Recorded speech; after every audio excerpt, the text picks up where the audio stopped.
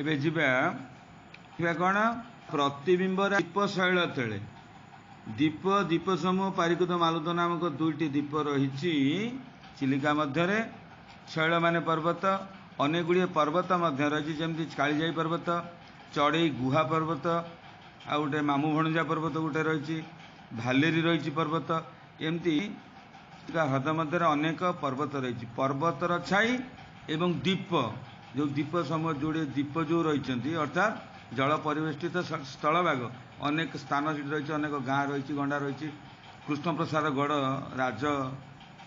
ମାନେ ରାଜାଙ୍କର ଯେଉଁ ରାଜଧାନୀ ଯେଉଁଟା କହନ୍ତି, ତା ମଧ୍ୟ ରହିଛି। ଯେମିତି ବାରବାଟୀ ଦୁର୍ଗ, ସେମିତି ରାଜାଙ୍କର ଦୁର୍ଗ ମଧ୍ୟ ସେଠି ରହିଛି କୃଷ୍ଣପ୍ରସାଦ ଗଡ଼। ଏବଂ ସ୍ୱୟଂ ଜଗନ୍ନାଥଙ୍କର ଏକ ସୁନ୍ଦର ମନ୍ଦିର ମଧ୍ୟ ସେଠି ରହିଛି। କାରଣ ଚିଲିକା ମଧ୍ୟସ୍ଥ ସ୍ଥାନ ଅତ୍ୟନ୍ତ ସୁନ୍ଦର ସୌନ୍ଦର୍ଯ୍ୟମୟ। ସେ ଦୁଇଟି ଦ୍ୱୀପ, ଗୋଟିଏ ହେଉଛି ପାରିକୁଦ, ଗୋଟିଏ ହେଉଛି ମାଲୁଦ। ଦୁଇଟି ଯାକ ଛାଇ ପରି ଦେଖାଯାଆନ୍ତି, ବା ଚିଲିକା ମଧ୍ୟସ୍ଥଳୀରେ ସେଇ ଛାଇ ତାର କ'ଣ ଦୃଶ୍ୟମାନ ହେଇଥାଏ। ତେଣୁ ସ୍ପଷ୍ଟ ଭାବରେ ଦେଖି ହୁଏ। କ୍ଷୀରୋଦ ସୋଦର, କ୍ଷୀରୋଦ ହେଉଛନ୍ତି କ'ଣ କ୍ଷୀର ସାଗର ସମୁଦ୍ର, ସୋଦର ତାଠୁ ଜନ୍ମ ନେଇଥିବା। ଜ୍ୟୋତ୍ସ୍ନା ନବେ ବସି, ଜ୍ୟୋତ୍ସ୍ନା ମାନେ କ'ଣ ନା ଚନ୍ଦ୍ରକିରଣ, ନବ ହେଉଛି ମାନେ କ'ଣ ଜଳ। ତେଣୁ ଯେ ଚନ୍ଦ୍ରଙ୍କର ମାନେ ସମୁଦ୍ରର ସନ୍ତାନ ଭାବରେ ଯେଉଁ ଚନ୍ଦ୍ରଙ୍କର ଯେଉଁ କିରଣ ଦ୍ୱାରା ଜ୍ୟୋତ୍ସ୍ନା ନବେ ଏବଂ ଜଳ ଭାସି ଭାସି ଦିଶନ୍ତି ବିଶଦ ଗିରି ବନନାଶୀ, ସେଇମାନଙ୍କର ଯେଉଁ ଚିତ୍ର ଛାୟା ଚିତ୍ର ଦୃଶ୍ୟମାନ ହୁଏ ସେ ଜଳର ଅର୍ଣ୍ଣବ ହେଉଛି ଜଳ, ଅର୍ଣ୍ଣବ ହେଲା। ତେଣୁ ଜଳରାଶିରେ ସେମାନଙ୍କର ପ୍ରତିବିମ୍ବ ସୁନ୍ଦର ଭାବରେ ଦୃଶ୍ୟମାନ ହୋଇଥାଏ। କ'ଣ ଗିରି ବନ, ସ୍ନିଗ୍ଧ ତରୁପତ୍ରେ ମସୃଣ ଉପଳେ, ସ୍ନିଗ୍ଧ ସୌନ୍ଦର୍ଯ୍ୟମୟ ସଫା, ସ୍ନିଗ୍ଧ ଅର୍ଥ ଏମିତି ଆସେ। ତରୁପତ୍ରେ ଗଛମାନଙ୍କର ପତ୍ରରେ, ମାନେ ହେଉଛି ବାଲିଗରଡ଼ା ପତ୍ର, ବାଲିପତ୍ର, ଜକ ଜକ ହୋଇ ଜ୍ୟୋତ୍ସ୍ନା ପ୍ରତିଫଳେ, ତାରି ଉପରେ ଚନ୍ଦ୍ରଙ୍କର ଜ୍ୟୋତ୍ସ୍ନା ବା କିରଣ ପଡ଼ି ତାହା ଜକ ଜକ ଦୃଶ୍ୟମାନ ହୋଇଥାଏ। ପୁଣି କ'ଣ ହେଇଥାଏ ନା ସର୍ପେ ଚିତ୍ର ଚନ୍ଦ୍ରଚୂଡ଼ ତନୁ ଭଳି, ସର୍ପ ପରିବେଷ୍ଟିତ ଚନ୍ଦ୍ରଚୂଡ଼ ମାନେ ସ୍ୱୟଂ ଶିବଙ୍କର ତନୁ ମାନେ ଶରୀର ଭଳି ଛାୟା ମିଶ୍ର କରେ ଶୋଭେ ବନସ୍ଥଳୀ। ତେଣୁ ଇଏ ବନ ଏବଂ ଶୈଳ ଇଏ ସବୁର ଛାଇ ଯେଉଁ ସୃଷ୍ଟି ହୁଏ କେଉଁଠି ନା ଚିଲିକାର ହ୍ରଦ ମଧ୍ୟରେ, ତା ସତେ ଯେପରି କ'ଣ ନା ସର୍ପ ବିମଣ୍ଡିତ ସ୍ୱୟଂ ଚନ୍ଦ୍ରଚୂଡ଼ ଶିବଙ୍କ ପରି ଦେଖାଯାଏ। ପ୍ରଶାନ୍ତ ନୀରବ ଗିରି ବନଦେଶ, ସେଇ ଗିରି ସେଇ ବନଦେଶ ସବୁଠି ପ୍ରଶାନ୍ତି ଦେଖାଯାଏ, ଅର୍ଥାତ୍ ପ୍ରଶାନ୍ତିର ସ୍ଥଳ ସେଇଟା। ତେଣୁ ପ୍ରଶାନ୍ତ, ନୀରବତା, ନୀରବ ଥାଏ, ପ୍ରଶାନ୍ତ ଥାଏ, ଖୁବ୍ ଶାନ୍ତ ଥାଏ। ନାହିଁ ଏଥି ନର ଚହଳର ଲେଶ, ନର ମାନେ ମନୁଷ୍ୟମାନଙ୍କର ଟିକେ ବି ଯିବା ଆସିବା ଭଲ ମନ୍ଦ କଥାବାର୍ତ୍ତା କିଛି, ତାମାନେ ସମ୍ପୂର୍ଣ୍ଣ ଜନଶୂନ୍ୟ ଅଞ୍ଚଳ ହୋଇପଡ଼େ।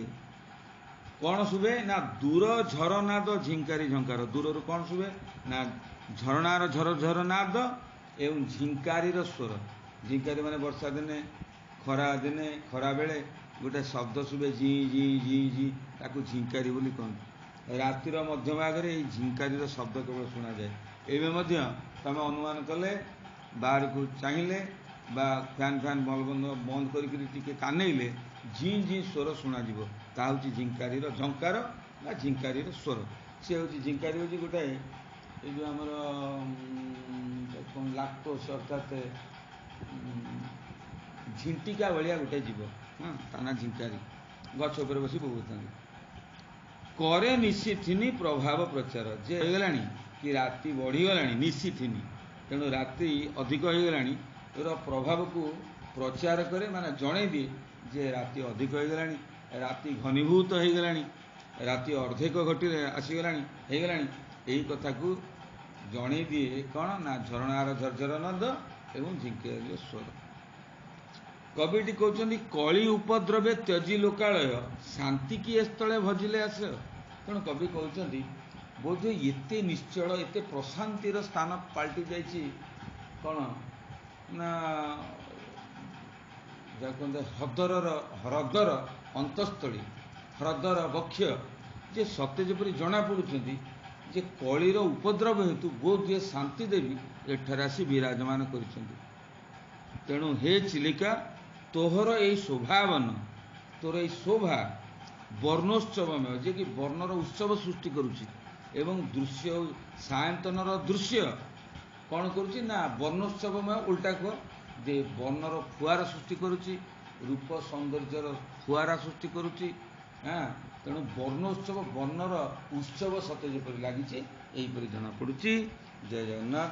ବର୍ତ୍ତମାନ ଏହାର ଶବ୍ଦାର୍ଥ ଗୁଡ଼ିକ ମଧ୍ୟ ମୁଁ ଦେଇଦେବି ଏବଂ ଆଉ ଗୋଟିଏ ଏପିସୋଡ଼ ଦେବି, ଶବ୍ଦାର୍ଥ ଦେବି। ତୁମେ ଏଗୁଡ଼ିକ କବି ପରିଚୟ ଏବଂ ଶବ୍ଦାର୍ଥ ସୁନ୍ଦର ଭାବରେ କରିବ। ମୋର ଦେହ ଭଲ ନଥିବାରୁ ଆକୁ ଏପିସୋଡ଼ଟା ପଠାଇବାକୁ ମୋର ଡେରି ହେଲା, ସନ୍ଧ୍ୟା ହେଇଗଲା।